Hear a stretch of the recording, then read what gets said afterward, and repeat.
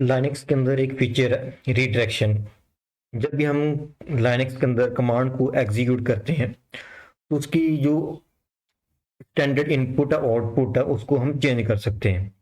जो किसी भी कमांड का बेसिक वर्क फ्लो होता है, it takes the input and give some output. So redirection का मीनिंग है टू रीडायरेक्ट द इनपुट और आउटपुट ऑफ ए कमांड और a program to a file other than the default.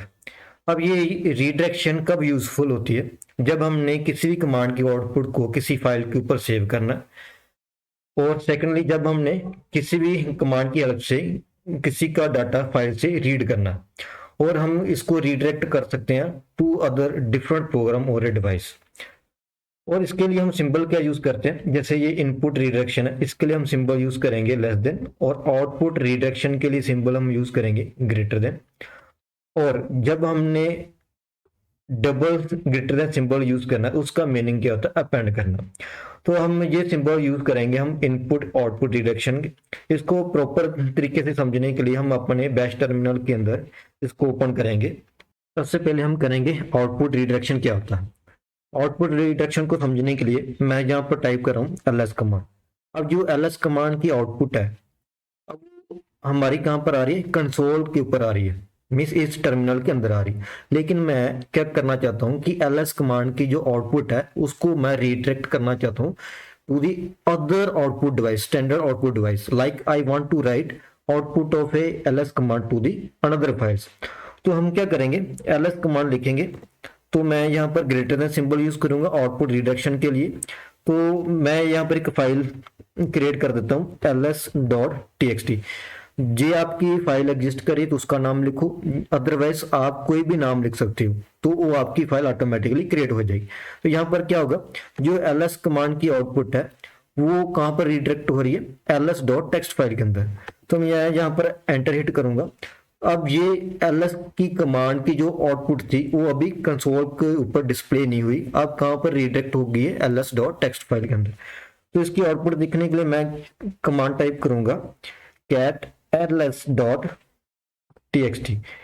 तो यहाँ पर देखोगे कि आपकी कमांड की आउटपुट, जो ls कमांड की यहाँ पर आउटपुट आ रही थी, वही सेम आउटपुट आपकी इस फाइल के अंदर रिडायरेक्ट हो रही है।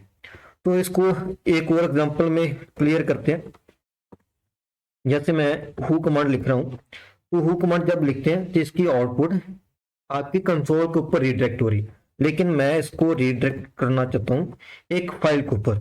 तो मैं एक फाइल का नाम लिख देता हूँ who.txt।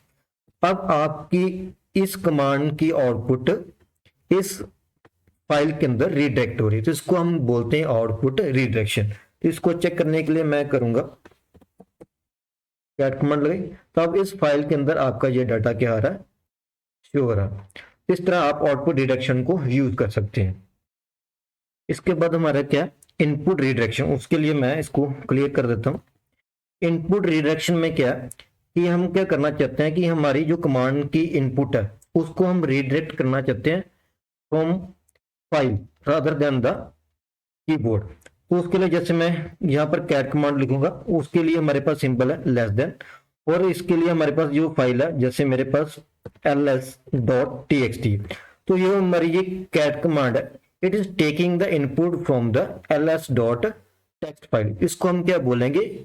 Input redirection. तो जैसे मैं टाइप करूंगा तो ये मेरी कमांड डाटा को रीड कर रही है, कहां से? ls.txt फाइल से। तो another example, wc command -l less than symbol, और फाइल का नाम क्या लिखेंगे? ls.txt। तो यहाँ पर जैसे मैं एंटर हिट करूंगा, this command is taking the input from A ls.txt file.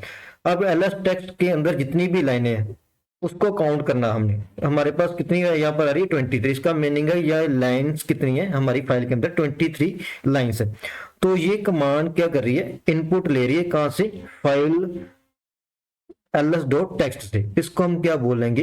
Input redirection. Third हमारे पास क्या? अपेंड यूज करना। अपेंड क्या होता है? उसके लिए हम यूज करेंगे double brackets, means double greater than symbol.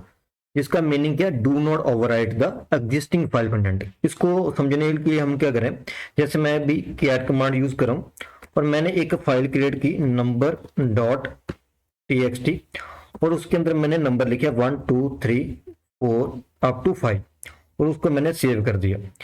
जब इसको हम सेव करेंगे तो हमने चेक करना कि फाइल क्रिएट हो चुकी है, तो उसके लिए मैं यहाँ लिख रहा हूँ, इसका मीनिंग है कि मेरे फाइल के अंदर ये नंबर सेव हो चुके हैं।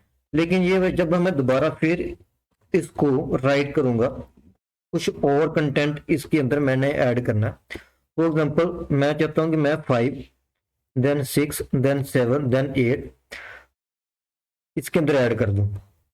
तो आप चेक करोगे कि जब मैं ये नंबर दोबारा इसके अंदर ऐड करूं, ये नंबर ओवरराइट हो रहे हैं। मैंने फाइल को ओपन किया, जो पहले लिखा था 1 2 3 वो डिलीट हो चुका, उसके बाद जो आपने राइट किया वो उसके ऊपर ओवरराइट हो चुका। लेकिन मैं ओवरराइट नहीं करना चाहता, तो उसके लिए हम क्या करेंगे, इसको मैं क्लियर कर देता हूं। तो आपने क्या करना कि जब एक बार आप फाइल क्रिएट कर रहे हो तो आपने क्या करना, double greater than symbol use करना और फाइल का नाम लिखना और उसके अंदर मैं जैसे यहां पर लिख रहा हूं 10 देन 11 देन 12 देन 13 देन 14, तो हमने ये नंबर लिख ली। तो आपने अब चेक करना है कि मेरा डाटा अब ओवरराइट हुआ जो अपेंड हुआ। तो उसके लिए मैंने क्या कमांड लगानी, कैट। ये अब आप देखोगे पुराने वाला डाटा भी एग्जिस्ट कर रहा है और जो आपने दोबारा राइट किया वो भी यहाँ पर एग्जिस्ट कर रहा है। इसका मीनिंग है कि हम पुरानी फाइल जो एग्जिस्टिंग फाइल है उसके अंदर हम डाटा को अपेंड करें, means do not overwrite the existing data. तो उसके लिए हम फिर सिंबल क्या यूज करेंगे, डबल ग्रेटर देन सिंबल।